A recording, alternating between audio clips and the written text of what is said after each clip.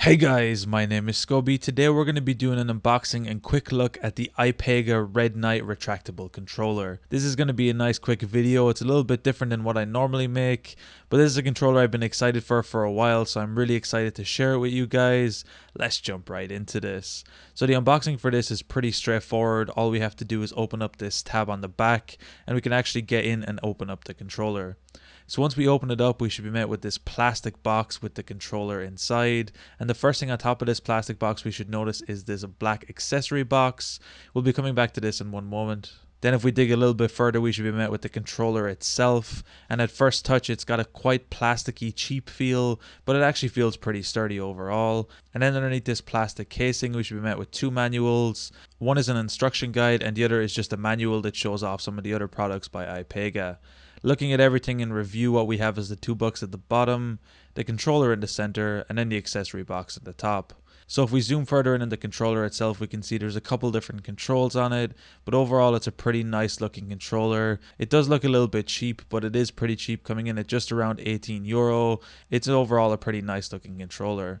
The actual build quality itself, if we try to pull it open and test and swivel, it does have some swivel and give on it, but this is quite a nice thing as it will grip into a lot of different phone types and makes. So for me currently I'm using a Pocophone F1, and with this iPega controller I have no issue fitting my controller in a horizontal or vertical layout, and it works really well. You could see a small sample of me playing with the controller in a horizontal layout on screen, but it actually works really nice. The controller overall is pretty comfortable. It's a little bit cramped with the shoulder buttons, but overall it feels pretty nice to hold. And actually gaming on this is a really enjoyable experience, especially compared to on-screen buttons for emulators. It works really well. If we go further into the accessories box and open up, what we're going to be finding is two things. One is an actual wrist strap that we're going to be able to link onto our iPega controller to keep it nice and safe when we're roaming about. And the other is a micro USB cable that we can use for charging this controller. It's really nice that they included both of these things, and overall it's a really nice package.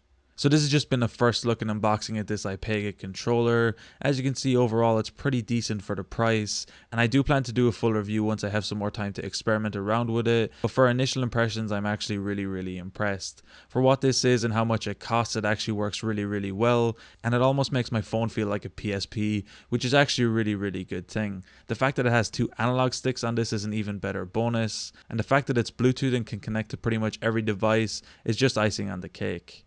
So that's all that we have for today's video. If you enjoyed it, be sure to drop a like, subscribe if you're new, check out the other videos on the channel. If there's any questions you'd like me to answer in the full review, let me know in the comments down below and I'll be sure to get around to them. Anyway guys, thank you so much for watching. Until next time, as always, keep it saucy. Peace.